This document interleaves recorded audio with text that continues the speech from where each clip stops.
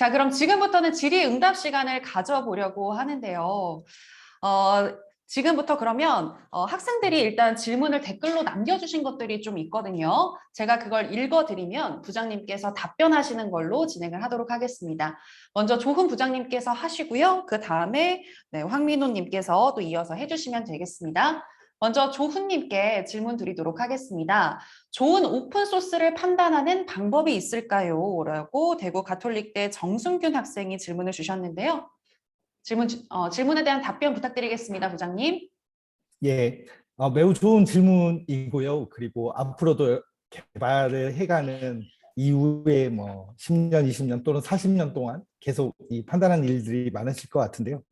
제가 뭐 짧게 제 사견을 드리자면 현재 대부분의 오픈 소스는 GitHub이라는 곳을 통해서 그 소스 코드가 저장되고 공개되어 있는 상태인데 이 GitHub 레파지토리 코드 레파지토리에 스타라는 것과 또는 포크 숫자를 통해서 어느 정도 해당 오픈 소스의 인지도나 사용도, 활용도를 확인하실 수 있습니다. 이런 부분과 또 한편으로 중요한 게 요즘 이제 오픈 소스에서 또 보안 이슈들도 많이 생기곤 하거든요. 그래서 잦은 업데이트가 계속 이루어지고 있는지 정도 판단하시면 좋을 것 같습니다. 혹시 또 민호님, 로빈도 편하게 코멘트 주실 부분이 있으면 알려주십시오. 어, 일단 좋은 오픈 소스라는 기준은 일단 많은 분들이 사용하는 게 아무래도 좋은 오픈 소스라고 생각이 들고요. 그 GitHub 모든 오픈 소스들은 이제 GitHub과 같이 코드 저장소에 저장이 되는데 GitHub에 이제 스타가 많은 오픈 소스들이 일단은 많은 인기 또는 관심을 받고 있다라고 보시면 될 것 같습니다. 그리고 오픈 소스를 선택할 때 그 오픈소스가 버전업이 잘 되고 있는지 또는 오픈소스 그 이슈를 얼마나 잘 그 컨트리뷰터들이 처리하고 있는지 그런 것들을 유심히 좀 보시면 도움이 되실 것 같습니다. 제 경험상 좋은 오픈소스들은 대부분 가이드 문서라든지 튜토리얼이 잘 돼 있는 경우들이 많아서 따라하기 쉽고 그리고 잘 설명되어 있다면 그것도 좀 좋은 오픈소스로 선택하는 데 도움이 될 것 같습니다. 네, 답변 감사합니다. 네, 두 분의 답변이었고요. 자, 이어서 또 질문을 드리도록 하겠습니다. 두 번째는 협업 시 Git 브랜치 전략의 상세한 방법을 알고 싶습니다. 멀지 시 충돌을 최소화하는 방법 등에 대해서도 질문을 해주셨어요. 역시나 대구 가톨릭대 정순균 학생의 질문이고요. 이 부분은 먼저 카카오의 황민호님께 질문을 드리도록 하겠습니다. 자, 그리고 혹시 두 분은 제가 질문을 한 거에 대해서 혹여나 잘 기억이 나지 않으신다면 옆에 채팅창을 봐주시면 채팅창에 저희가 질문을 미리 올려놨어요. 그래서 이 질문 참고해서 답변해 주시면 좋을 것 같고요. 자, 그리고 우리 학생분들도 혹시 지금 질의응답 시간을 가지면서 또 궁금한 점이 생겼다 하시는 분들은 바로 채팅창에 또 질문을 올려주시면 되겠습니다. 네, 먼저 그러면 답변 들어보도록 하겠습니다. 네, 그 브런치 전략 방법에 대해서 문의를 주셨는데 대표적인 브랜치 전략 Git플로우와 그 GitHub 플로우가 있습니다. 지금 저희 현업에서는 많은 팀들이 Git플로우를 많이 쓰고 있는데요. Git플로우의 장점은 그 대부 브런치와 그리고 마스터 브런치를 나눠가지고 특정 그 페이지별로 그 테스트를 할 수 있고 그리고 QA를 거치고 그리고 배포를 하는 그런 거에 좀 특화되어 있는 전략이라고 보시면 될 것 같은데 또 다른 브랜치 전략으로는 이제 GitHub 플로우가 있습니다. GitHub 플로우 같은 경우는 그 마스터 브랜치를 언제든지 배포 가능한 상태로 유지하는 전략을 말하는데요. 이 경우에는 Git플로우처럼 별도의 뭐 디벨롭 브런치나 이런 게 없기 때문에 마스터 브런치에 배포를 머지를 하기 전에 그 충분한 테스트를 거친 뒤에 이제 머지가 되어야 합니다. 그리고 GitHub 플로우가 아무래도 빠른 개발을 할 때 좀 유리한 측면이 있습니다. 아무래도 중간에 과정이 없기 때문에 좀 빠르게 진행이 될 수 있는데 지금 해커톤과 같이 좀 빠르게 개발이 이루어지는 곳에서는 아무래도 GitHub 플로우가 조금 유리한 브랜치 전략이 아닐까라고 생각을 하고 있습니다. 그 GitHub 플로우로 이제 진행을 하신다면 이제 주의해야 될 점은 이제 브랜치를 그 기능별로 이제 만들어야 되는데 그 브랜치 생성을 하실 때 이름을 명확하게 작성하는 것이 다른 팀원들이 이해하는 데 도움이 많이 됩니다. 그리고 수시로 이제 그, 그 오리진에다가 푸시를 해가지고 다른 사람들이 변경사항을 계속 확인할 수 있게끔 하는 것도 중요할 것 같습니다. 그리고 GitHub으로 만약에 프로젝트 관리하신다고 하면 GitHub에 이제 풀 리퀘스트라는 기능이 있기 때문에 그 풀 리퀘스트를 올리고 그리고 팀원들의 리뷰를 받고 이런 과정을 통해서 코드를 모든 팀원들이 다 이해할 수 있는 수준에서 유지하는 게 매우 중요할 것 같습니다. 그리고 머지 시 충돌을 최소화하는 방법을 말씀해 주셨는데요. 이 부분은 아무래도 그 커밋을 짧게 하고 그리고 자주 푸시를 해가지고 머지가 일어날 수 있게, 그래서 그렇게 하기 위해서는 기능을 최소 단위로 잘 쪼개가지고 진행하시는 게 유리하고요. 그리고 다른 멤버들이 그 코드를 언제든지 자주 이제 올릴 수 있기 때문에 자주 이제 업데이트를 본인의 로컬의 소스 코드를 자주 업데이트를 해가지고 내가 놓친 부분이 없게끔 하는 게 유리할 것 같습니다. 네, 답변 고맙습니다. 혹시 황민호님의 답변에 대해서 더 보충하실 부분이 있다면 조훈 부장님 해주시면 되겠고요. 아니요, 없으시다면 그냥 넘어가도록 하겠습니다. 두 분 모두 제 진행과는 무관하게 한 분이 이제 답변을 해주시고 더 붙여서 이야기하실 부분이 있다면 그냥 들어오셔서 발언을 해주시면 될 것 같고요. 없으시다면 넘어가도록 하겠습니다. 자, 이번에는 또 오픈소스에 대한 질문을 드려보도록 하겠습니다. 오픈소스를 선택하기 전에 주의해야 할 점이 있나요? 뭐 저작권 표시 같은 걸 어떻게 하는 게 좋을지 이 질문인데요. 역시나 카카오의 황민호님께서 답변을 좀 해주실까요? 네, 일단 그 오픈소스를 사용하는 데 있어서는 큰 제약이 없는 게 이제 오픈소스 장점인데요. 한 가지 주의해야 될 점은 그 오픈소스에 이제 라이선스가 있는데 그 라이선스를 지켜야 되는 시점이 있습니다. 바로 내가 그 오픈소스 사용해서 작성한 코드를 이제 다른 사람들한테 배포를 하는 시점에 그 의무사항이 발생을 하게 됩니다. 그렇기 때문에 일단 오픈소스 사용하는 거에서는 제약이 없다라는 거 기억해 주시면 될 것 같고, 그리고 이제 오픈소스를 이제 그 배포 코드가 이제 해커톤 같은 경우는 이제 배포가 되기 때문에 그 오픈소스 라이선스가 굉장히 중요한데 일단 아파치나 MIT와 같은 라이선스를 사용하시는 것이 아무래도 유리하고, 그 프론트 엔드 쪽의 오픈소스들은 대부분 MIT로 많이 되어 있는 경우가 많고요. 그리고 백엔드의 라이브러리들은 보통 아파치 계열이 많이 있습니다. 이 점을 참고해 주시면 좋을 것 같고, 그리고 아마 해커톤 코드들이 다 공개가 되기 때문에 제 생각에는 GPL 계열의 오픈소스를 이제 유용할 것 같아서 그거를 도입해야 된다면 그 부분도 크게 우려되는 부분은 없지 않을까라고 생각은 하고 들고 있습니다. 네, 고맙습니다. 자, 그렇다면 해커톤을 진행하는 데 있어서 오픈소스의 비율은 어느 정도가 괜찮다고 생각하시나요? 조훈 부장님. 예, 그 사실 비율이라는 게 어떤 정해지거나 또는 이제 우선 어느 정도가 적합하다 또는 최선이다 이런 거는 사실 없을 것 같고요. 저는 이제 해커톤이라는 짧은 기간의 프로젝트 결과물들을 만들어야 되는 특수성상 최대한 많이 쓸 수 있었으면 좋겠습니다. 근데 다만 오픈 소스의 조합만으로 어떠한 그 특별한 또는 특수한 결과물을 만들기는 어렵기 때문에 집중해야 될 거는 그 비즈니스 로직이나 또는 정확히 말하면 해커톤을 통해서 해결하고자 하는 목표에 집중을 하고 그것들을 구성하는 데 있어서 그게 백엔드든 아니면 프론트엔드든 가능한 많은 부분에서 많이 사용했으면 좋겠습니다. 그래서 앞서서 이제 저희 황민호님도 이야기를 해주셨지만 그 라이선스들을 유심히 참고를 해주셔서 사용을 하면 좋겠고, 또 여러분들이 만든 결과물에서도 사용한 오픈 소스들을 또 목록들을 제공을 해서 이런 오픈 소스들을 활용을 해서 만들었다는 걸 알려주시면 좋지 않을까 싶습니다. 이상입니다.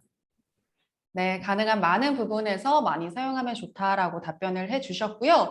그리고 앞서 저희가 세 가지의 질문 답변을 드렸는데 대구 가톨릭대 정순균님의 질문이었거든요. 감사하다고 이렇게 또 채팅창에 올려주셨습니다.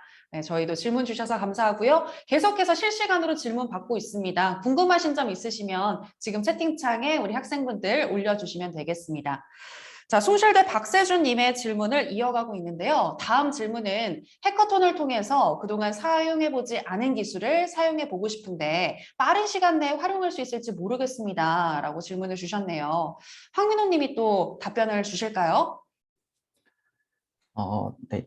그 질문을 보니까 예를 들어 주셨는데 젠킨스를 이용한 CI/CD 자동화 같은 새로운 오픈 소스를 이제 해커톤을 통해서 써보고 싶다라는 질문이신데 제 경험상 새로운 것을 다시 배우고 적용하기까지는 아무래도 시간이 좀 소요가 되기 때문에 그 해커톤에 좀 집중을 하기 위해서는 아무래도 자신이 평소에 써오던 오픈소스를 좀 채택하는 게 유리하지 않을까라는 생각이 좀 듭니다.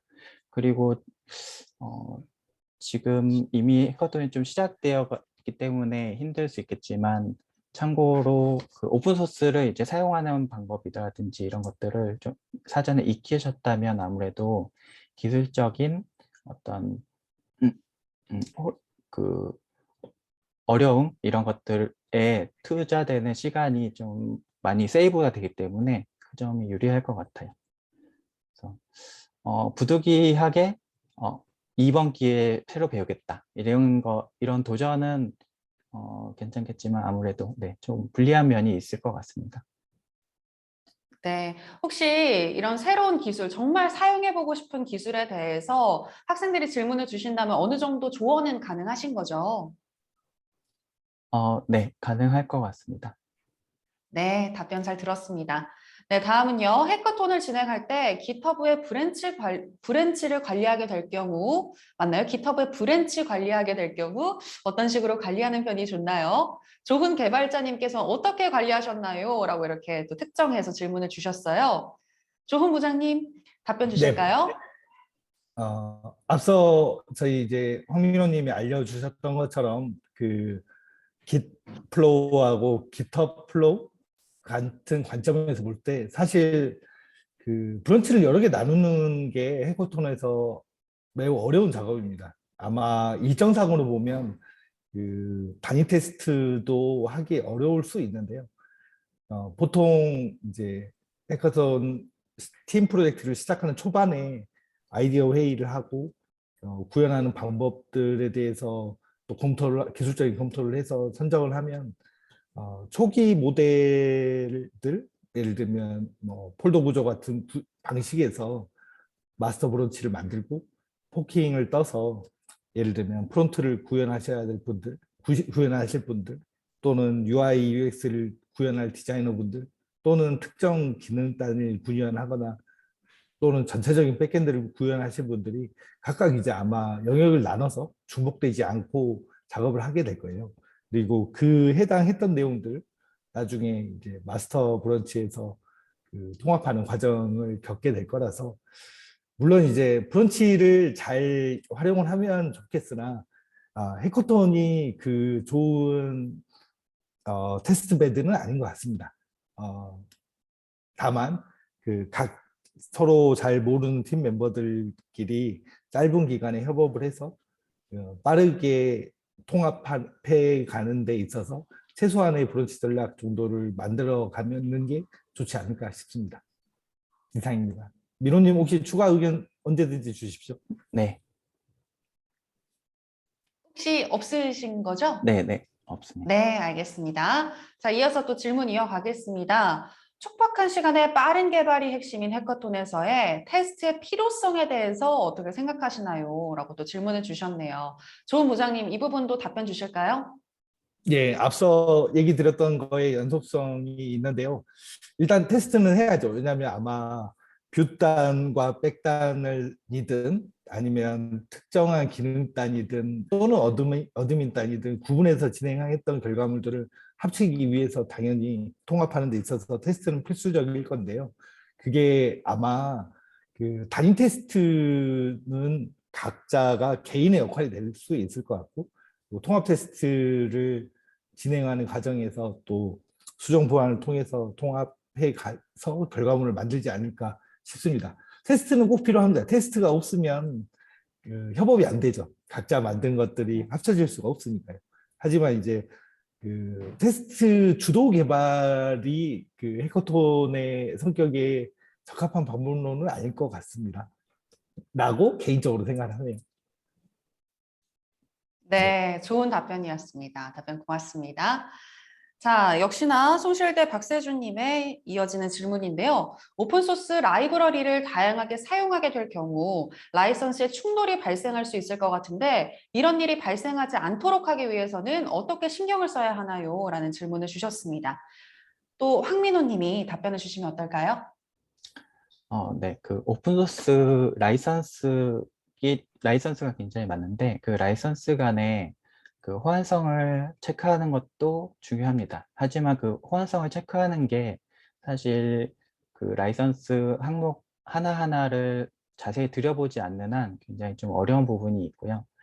그러다 보니까 일반적으로 그 호환성 그 주요 라이선스에 대해서 그 호환성 그래프가 인터넷에 조금만 찾아보시면 있을 거예요. 그래서 그 호환성을 가지고 내가 현재 사용하고 있는 오픈 소스들의 라이선스를 이렇게 비교해 가지고 그 이게 그 호환이 안 된다, 된다라는 정도만 일단 파악하시면 조금 빠르게 보실 수 있을 것 같아요.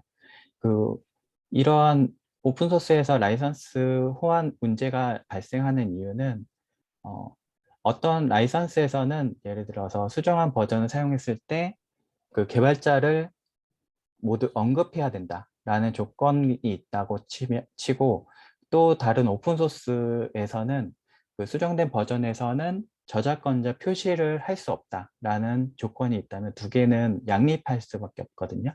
그래서 두 가지의 라이선스를 사용하는 각각의 오픈소스를 동시에 사용할 수 없게 됩니다. 그래서 그 경우에는 둘 중에 하나를 택일을 해가지고 사용하셔야 됩니다.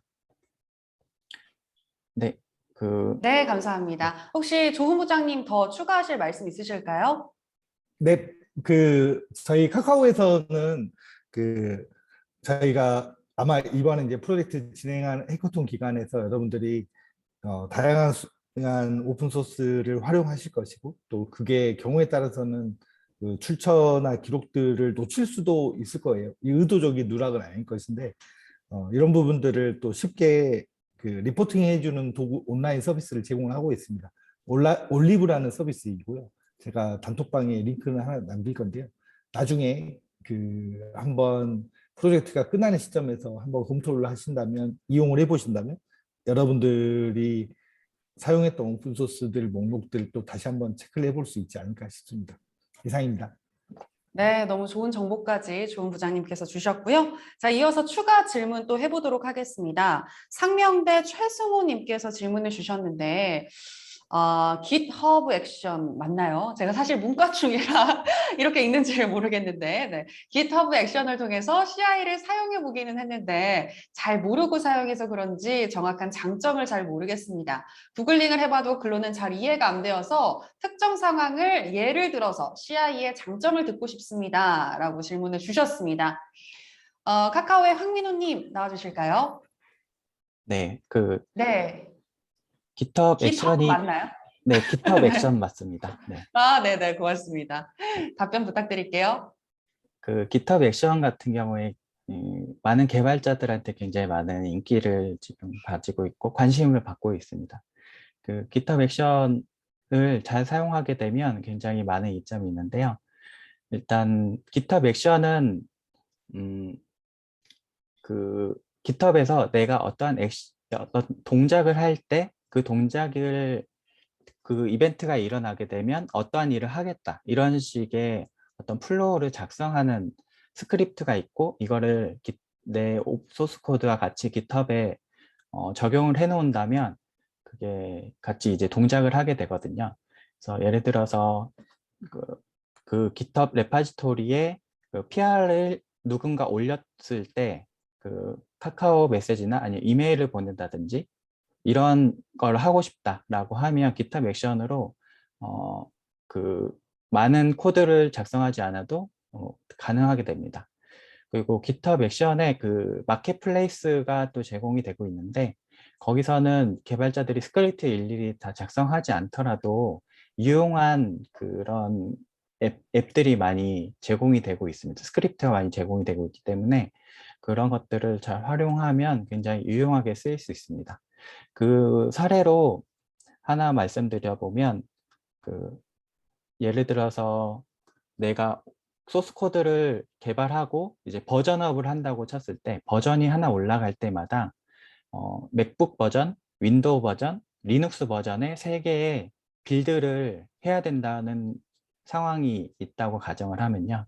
GitHub 액션으로 그게 큰 공수를 들이지 않고 가능합니다. 그 버전 릴리즈 되는 시점을 걸어놓고 그게 릴리즈 될 때 빌드를 윈도우 빌드, 리눅스 빌드, 맥북 빌드 이런 것 동시에 돌리게 해서 그게 완료가 되면 그 빌드된 버전을 그 내 버전에 이제 바이너리로 업로드를 또 시킬 수가 있거든요. 그런 것들을 하게 되면 자동화가 이루어지고 만약에 GitHub 액션이 없었다면 내가 일일이 다 각각 빌드 해가지고 업로드 시켜주고 이런 작업들을 해야 되는데 그게 다 자동화가 되는 겁니다. 그래서 나는 버전 릴리즈만 하면 그런 일들이 이루어지기 때문에 굉장히 잘 활용하면 그 활용도가 되게 좋은 기능이라고 생각이 듭니다. 네, 답변 고맙습니다. 아, 사실 들으면서도 이게 무슨 말인가, 그리고 무슨 질문인가, 문과생인 저로서는 좀 많이 잘 모르겠는데요. 아, 이거를 또 다 알아들으시는 우리 학생분들, 또 설명해 주시는 멘토님들 정말 존경스럽습니다. 대단합니다. 자, 다음 질문은요. 제가 이건 완벽하게 알아들을 수 있는 질문인 것 같습니다. 해커톤 내에서나 프로젝트를 할 때 결과적으로 잘 만들어진다는 것은 어떤 것을 의미할까요? 라는 질문이신데요. 뭔가 근본적인 질문 같기도 하네요. 카카오의 조훈 부장님 답변 주실까요? 예, 사실 이게 이제 가장 중요하죠. 해커톤 내에서 좋은 결과물, 좋은 프로젝트라는 것은 그 무엇을 내가 개발할 것인지 명확히 판단을 하는 것이고요. 그리고 그게 현실적으로 기간 안에 할 수 있는 건지 또 팀 멤버들과 함께 할 수 있는 건지 판단을 하는 부분이고 그래서 결과적으로는 이 3박자를 맞춰야 되겠죠. 정해진 시간 안에 팀 멤버들과 서로 힘을 모아서 목표를 달성을 하는 겁니다. 이러기 위해서 가장 중요한 거는 아주 작아야 돼요. 아이디어도 작아야 되고 달성하려는 가치들 이걸 사용하는 사람이 얻게 되는 가치도 매우 작아야 됩니다. 이게 뭐 마케팅 용어에서는 MVP 모델이라고도 하긴 하는데 세상을 바꾸겠다 이런 거는 해커톤에서 하시면 안 될 것 같고요.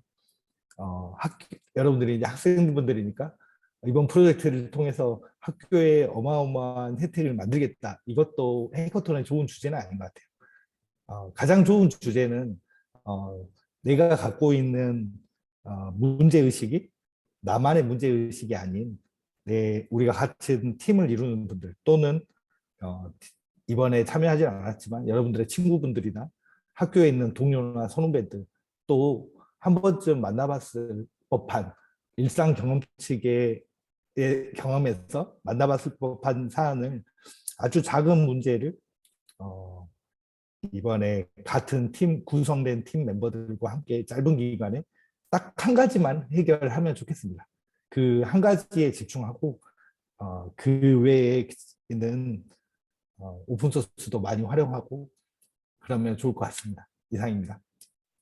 네, 고맙습니다. 민호님도 이거는 좀 한번 의견 좀 주세요. 매우 좋은 질문 같은데요.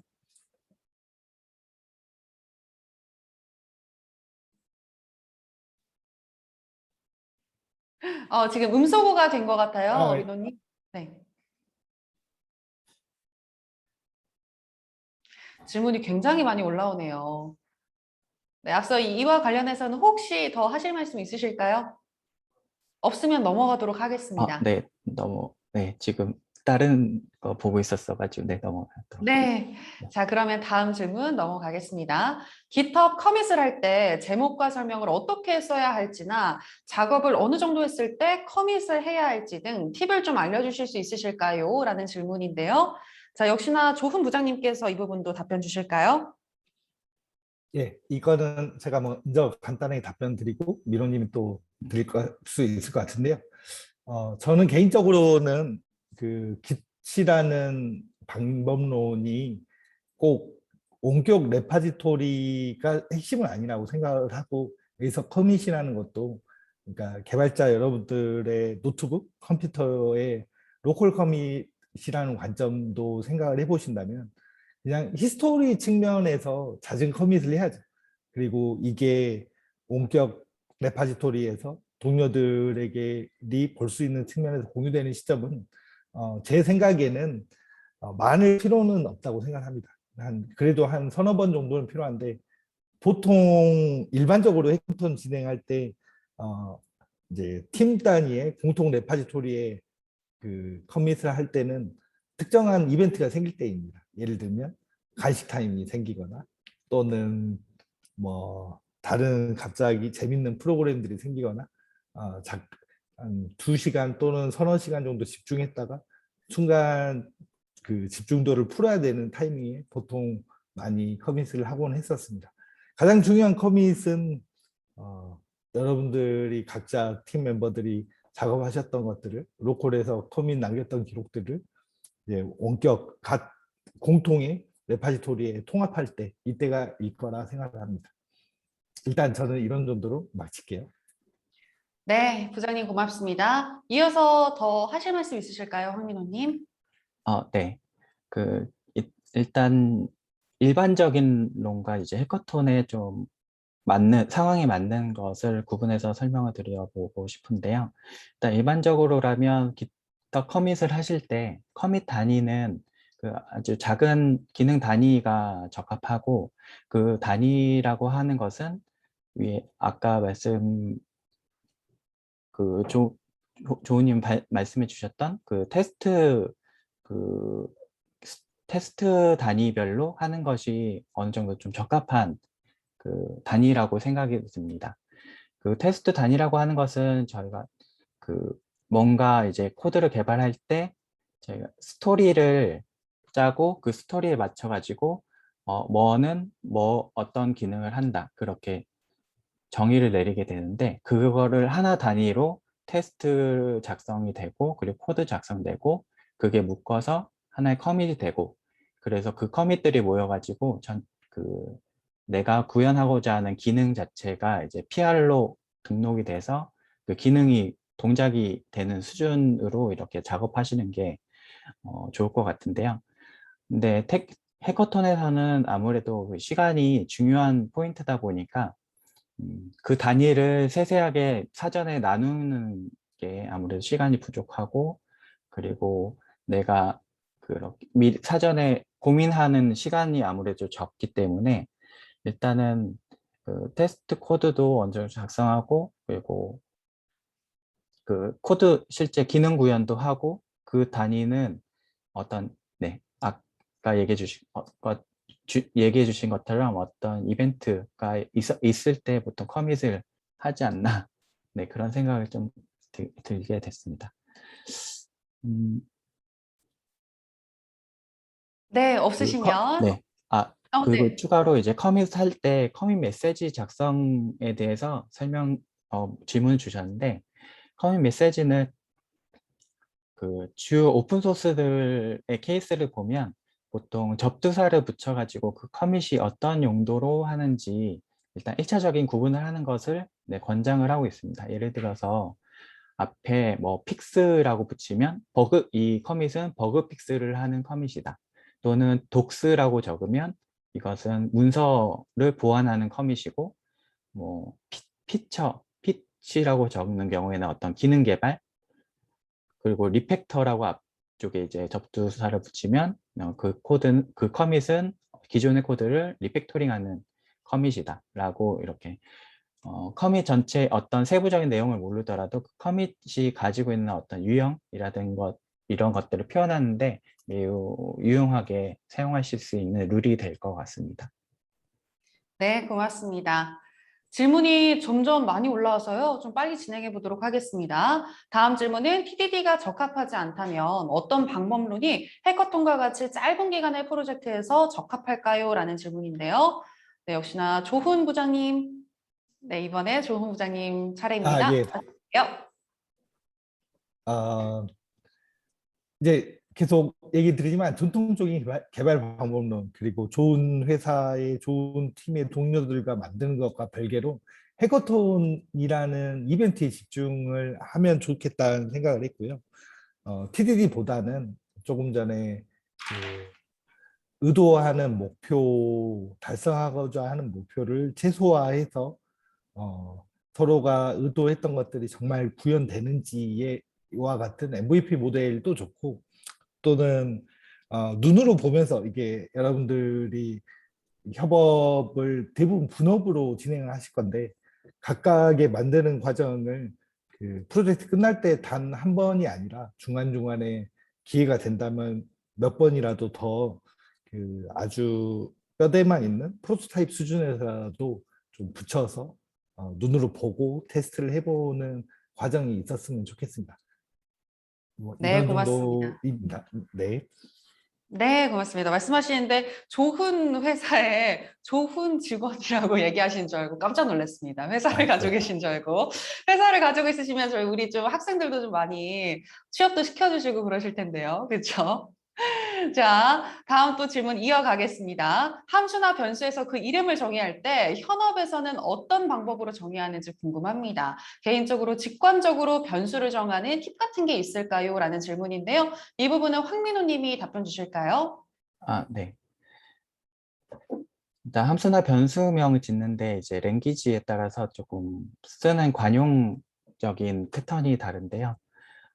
C나 C++ 같은 경우 약어를 많이 쓰는 편인데 제 경험상 그 약어를 쓰는 게 당장에 좀 시간이 줄어들고 좀 빠르게 직관적인 부분이 있긴 하지만 그래도 플레임을 쓰는 게 조금 더 유리하지 않나 팀워크에서는 그렇게 생각을 하고 있습니다.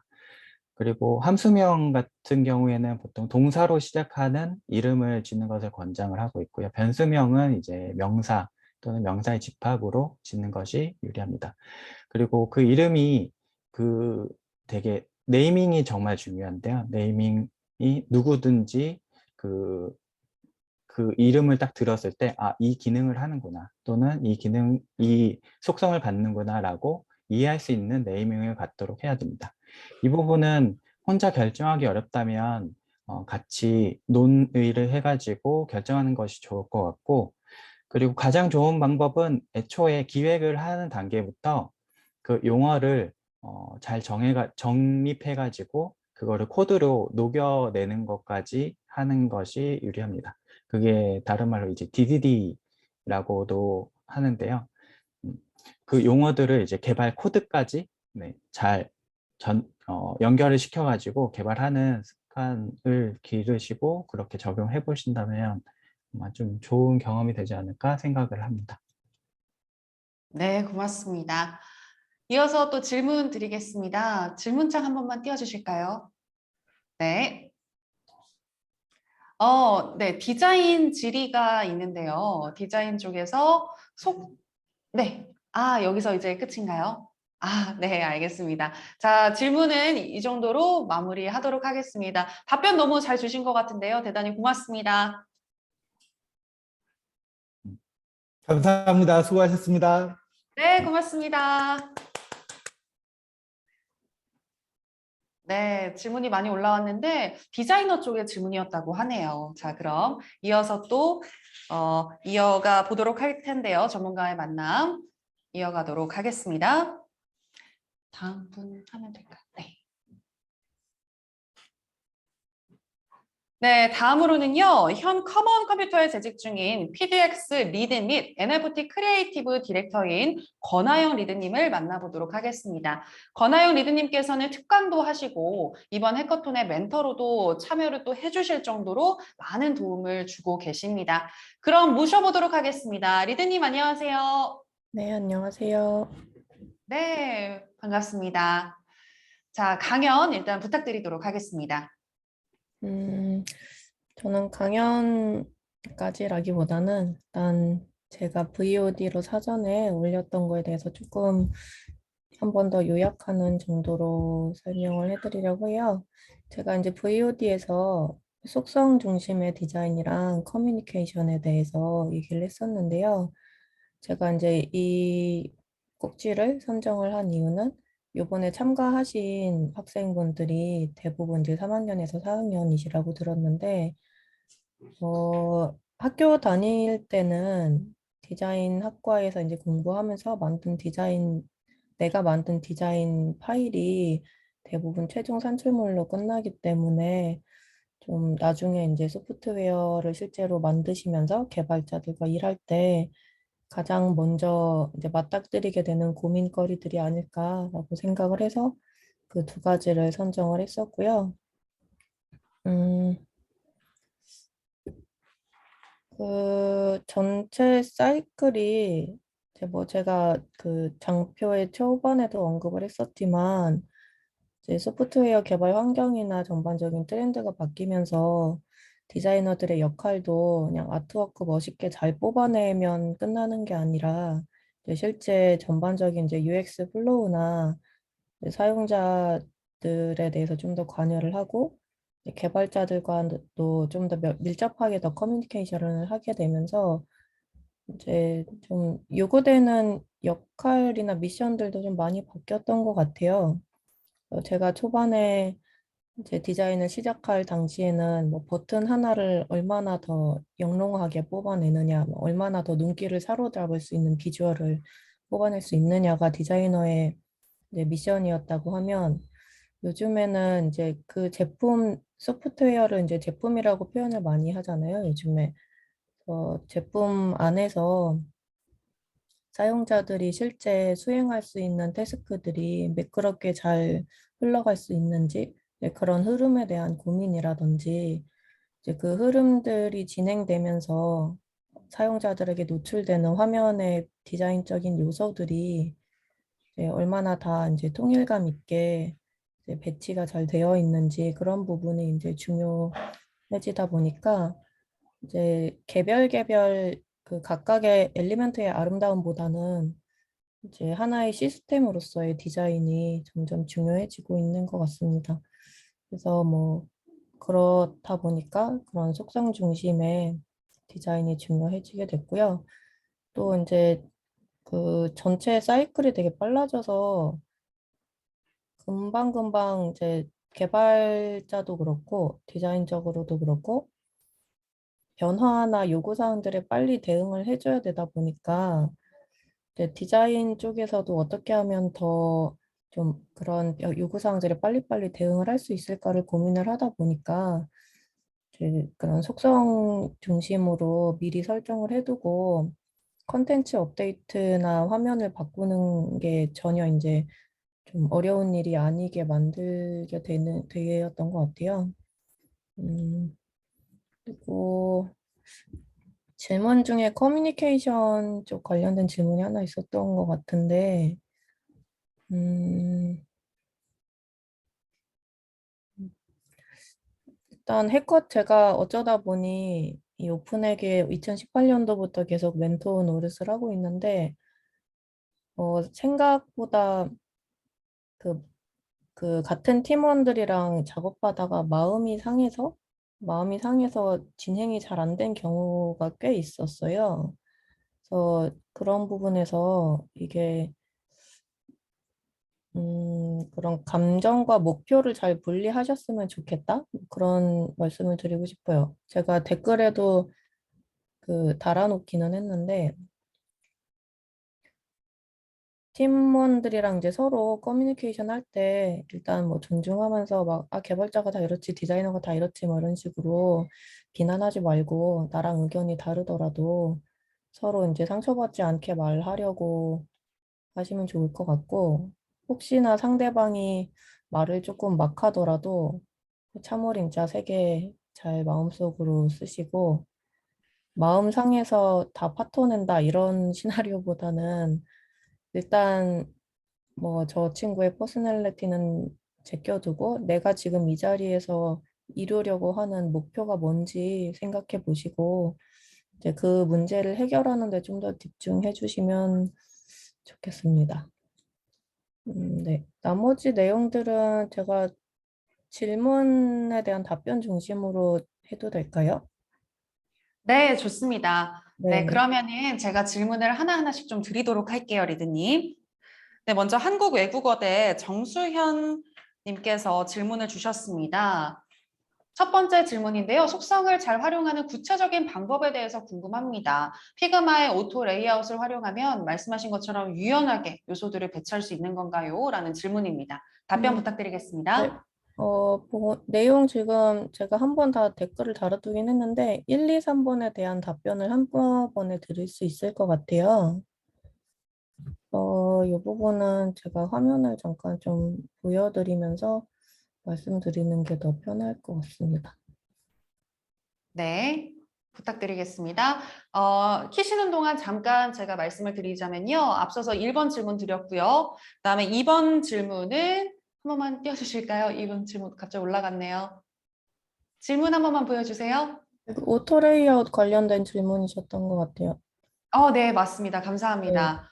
네, 그에 대한 질문이었고, 그다음에 어떤 작업의 종류에 따라 어떤 디자인 패턴이 베스트다라는 게 있냐라는 질문을 좀 해주셨는데요. 네, 리드님 준비되셨으면 네네. 부탁드리겠습니다.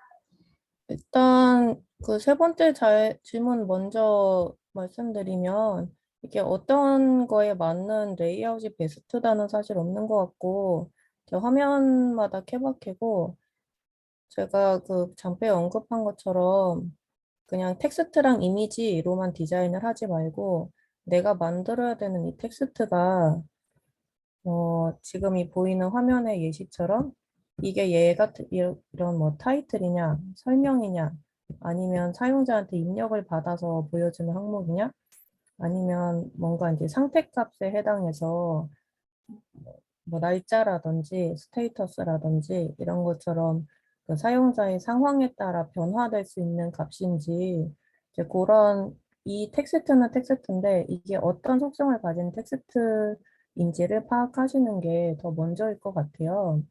그래서 그런 거에 맞게 속성을 설정해 주시면 되고요. 어, 이게 제가 네, 영상에서도 잠깐 보여드렸던 파일인데 일단 버튼 같은 거 만들 때 저는 보통 이제 박스 먼저 그리고 그 다음에 이제 글씨 안에다 집어넣고 이런 식으로 만드시잖아요. 저 같은 경우는 일단 텍스트 먼저 잡고 얘를 그룹으로 넣어서 여기다 그냥 오토 레이아웃을 지정을 해요. 그래서 그 다음에 이 오토 레이아웃 상에서 어, 버튼 안에서 텍스트는 항상 중앙에 오게 배치를 하잖아요. 그래서 중앙으로 설정을 하고 여기에 따른 설정 값들을 이 간격을 어느 정도로 줄지 설정을 하고 그 다음에 여기다가 이제 색을 입히면 이렇게 버튼이 되거든요. 이건 제가 그냥 뭐 회색으로 만들긴 했는데 이렇게 버튼 속성을 하나 만들어 놓으면 얘 가지고 뭐 라운드 값도 만들고 색깔도 다 뭐 조정하고 이런 식으로 배치를 해 놓으면 이 텍스트 값이 이렇게 변했을 때도 버튼 사이즈가 텍스트에 맞게 알아서 조절이 되게 지금 속성을 지정해 놨기 때문에 좀 더 작업하기 편하고요. 또 이제 이 버튼이 여러 개 묶인 경우에도 이렇게 열심히 이렇게 갖다 놓는 게 아니라 저는 얘 같은 경우도 이렇게 묶어 놓고 이것도 오토 레이아웃을 잡아요. 그래서 이 버튼 사이의 간격을 나는 이 프로젝트에서 한 10 정도로 설정을 해야겠다. 그러면 10으로 설정을 해두면 얘는 이제 한 번 지정해 놓은 속성을 가지고 다른 화면에 가서도 복사해서 계속 사용할 수 있는 거예요. 좀 이렇게 그 버튼을 만드는 방식부터 그냥 박스 그리고 글자 넣는 게 아니라 이 버튼이 주변이랑 어떤 간격을 가지고 있고 이 버튼 안에서 이제 이 버튼의 면과 텍스트가 어떤 관계를 가지고 있고 이런 부분을 조금 생각하시면서 하면 좋을 것 같고 이게 이제 레이아웃 쪽으로 넘어오면 이 팝업 같은 경우는 일단 타이틀이 있고 설명 부분이 있고 밑에 이제 여러 가지 입력되는 이제 섹션들이 있는데 이거 같은 경우에는 제가 섹션 간의 간격을 20으로 설정을 해놨고 이 하나의 섹션 내에서 그 서브 타이틀과 입력창의 간격은 8로 설정을 해놨어요. 이렇게 지금 설정을 해놨기 때문에 제가 중간에 내용을 이렇게 변경을 하거나 아니면 뭔가가 더 이렇게 추가가 돼도 제가 설정한 디자인의 룰에 맞게 이런 레이아웃이 자동으로 조정이 되기 때문에 뭐 하나 추가하고 빠지는 거를 두려워하지 않아도 된다? 되게 만만하게 내용에 집중해서 작업할 수 있게 된다? 이런 장점들이 있는 것 같아요.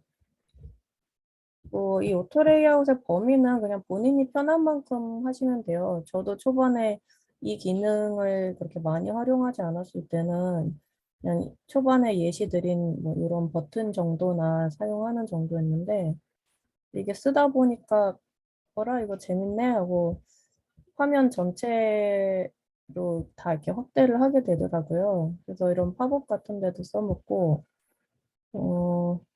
이런 뭐 화면 같은 데도 써먹고 지금 얘네들도 아예 화면을 다 통째로 레이아웃을 적용해 놓은 파일들인데 이렇게 해 놓으면 모바일 하나 만들어서 태블릿 단위까지는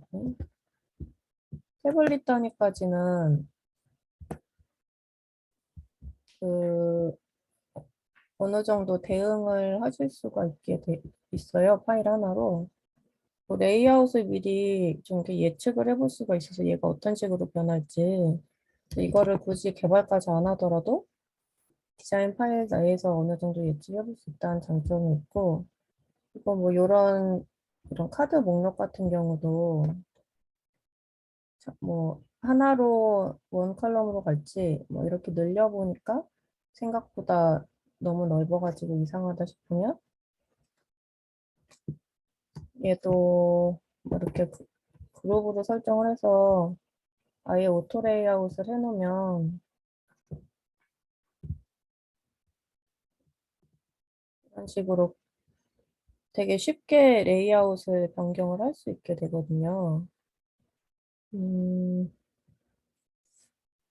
설명이 충분히 됐을까요? 저는 이 정도면 설명이 되지 않았을까라고 생각을 하는데.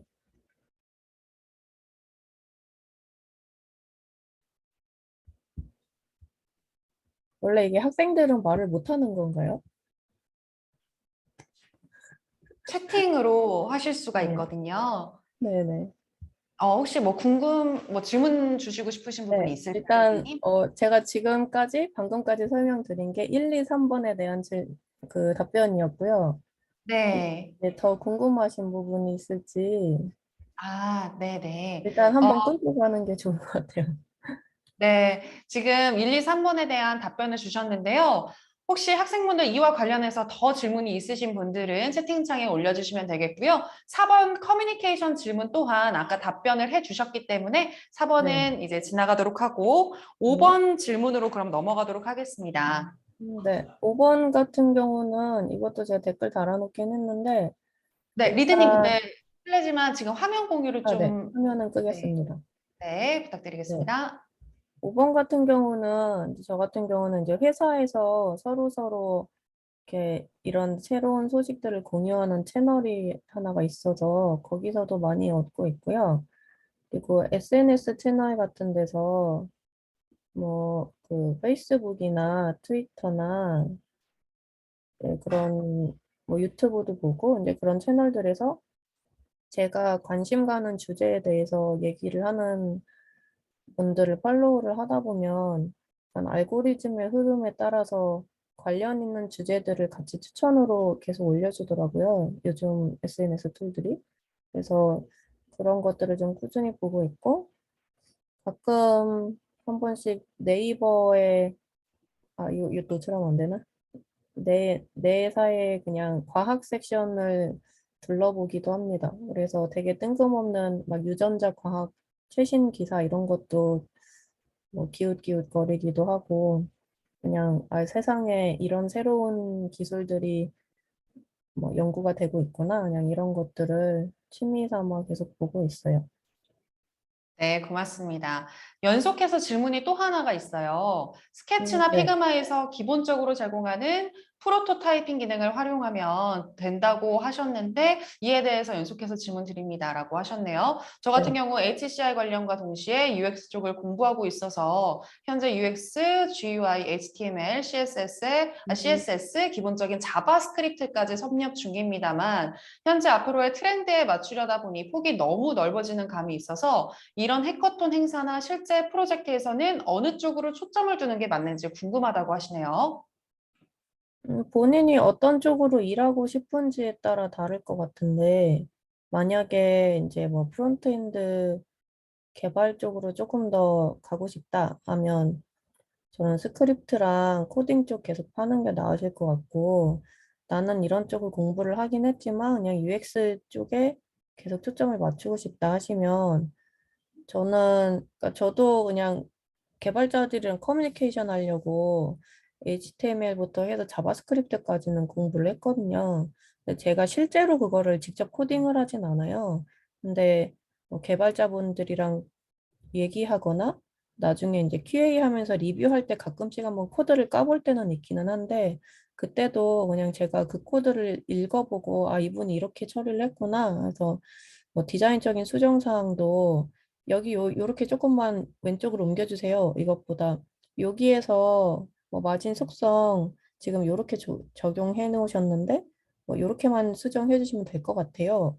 뭐 그런 식으로 이제 좀 커뮤니케이션을 할 수 있어서 저는 UX 쪽에 초점을 맞추신다면 굳이 프로토파이가 나쁜 툴은 아니에요. 좋은 툴인데 이제 빠르게 커뮤니케이션 하기는 조금 결이 안 맞는 툴이어서 저는 피그마에 있는 프로토타이핑 툴도 요즘에 꽤 많이 간단한 인터랙션 같은 거는 지원을 하고 있어서 거의 피그마로만 많이 하고 있는 것 같아요.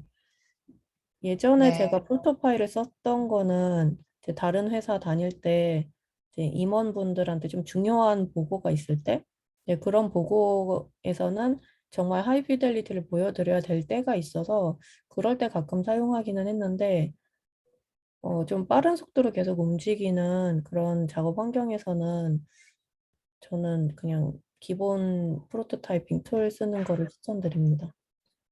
네, 이렇게 답변을 주셨고요. 방금 질문을 주신 분께서 또 질문이 있었는데, 매터리얼 디자인과 플러그인 등등을 많이 사용하는데, 가끔은 외부로의 익스포트에 대한 요구를 받으신대요. 그래서 제플린의 경우에는 지금 질문을 주신 분의 경우에는 큰 문제가 없으나, 프로토파이는 사용해 본 적이 없어서 이에 대한 공부를 병행해야 되냐고 또 물어보시네요. 이 대답도 아까 포함이 된 것 같아요. 좀 전에 말씀드린 부분에 대해서. 아, 네. 그럼 네, 기본 프로토타입에 대한, 네. 프로토파이가 좋은 툴인 거는 맞는데, 이렇게 빠르게 사이클이 돌아가는 상황에서는 조금 결이 맞지 않은 툴이라서, 이제 본인이 취미 삼아 이제 해두는 거는 말리진 않는데, 이게 생각보다 자주 쓰이진 않아요. 실제 업무할 때. 아, 네, 네. 알겠습니다. 감사합니다. 답변 감사하고요. 자, 지금까지 올려주신 질문에 대한 답변은 해주셨습니다. 리드님께서 해주셨는데, 혹시 이 외에 또 질문이 있으실까요? 우리 학생분들? 질문이 있으시다면 빠르게 질문을 받아보도록 하고요. 네, 지금 질문이 올라왔네요. 동서대학교 신예준님께서 말씀해주신 대로라면 린하게 진행하는 게 좋다고 생각이 드는데 프로젝트에서 MVP처럼 시장 검증을 필수로 진행하시나요? 아니면 내부적으로 개발자분들끼리 진행하시나요? 라고 물어보셨어요. 리드님 답변 부탁드릴게요. 일단 MVP 버전을 먼저 만들어서 내놓고 그 다음에 이제 조금씩 업데이트하는 방식을 많이 쓰고요. 이게 좀 내놓기가 어려운 부분은 내부적으로 프로토타입을 만들어서 내부 테스트나 아니면 좀 클로즈 테스트 방식으로 회사 외의 분들 몇 분을 초청을 드려서 검증을 하거나 이런 방식을 사용합니다. 네, 그렇군요. 고맙습니다. 또 학생분 혹시 질문 있을까요? 제가 5초 정도 더 세도록 하겠습니다. 5, 4, 질문 있으면 지금 바로 주세요. 3, 2, 1. 질문 드릴 게 많은 것 같긴 한데 이 정도에서 마무리하겠다고 신예진님께서 그러시네요. 멘토링 또 이제 멘토로 활동을 하고 계시잖아요, 우리 리디님께서. 네. 그러니까 멘토링 신청을 통해서 궁금하신 점들 더 질문해 주시면 좋을 것 같고요. 자, 그러면 이 정도로 모든 질문은 마치도록 하겠습니다. 우리 리디님 답변 주셔서 너무나도 감사합니다. 고맙습니다. 네, 감사합니다. 네, 감사합니다. 이상으로 2021 소프트웨어 중심대학 공동 해커톤 개회식부터 전문가와의 만남까지 실시간으로 진행되는 과정이 모두 종료가 됐습니다. 지금부터는 본격적으로 여러분들의 아이디어를 실제 결과물로 만들어내는 개발이 시작됩니다. 멘토링 신청을 통해서 도움이 필요한 부분이 있다면 적극 도움을 받아보시기 바라겠고요. 현업 개발자 16명의 멘토진들이 여러분들을 기다리고 있습니다. 자, 그럼 저는 이번 주 금요일 프로젝트 실시간 질의 응답 시간에 다시 찾아오도록 하겠습니다. 우리 학생 여러분들 모두 파이팅 하시기 바라겠고요. 좋은 결과 있으시길 기도하겠습니다. 이제 이 방에서 나가주셔도 좋고요. 우리 학생분들. 각자 팀원이 있는 게더타운으로 가셔서 소통하시고 개발하시면 되겠습니다. 저는 지금까지 아나운서 정유현이었고요. 여러분 다시 만나요. 고맙습니다.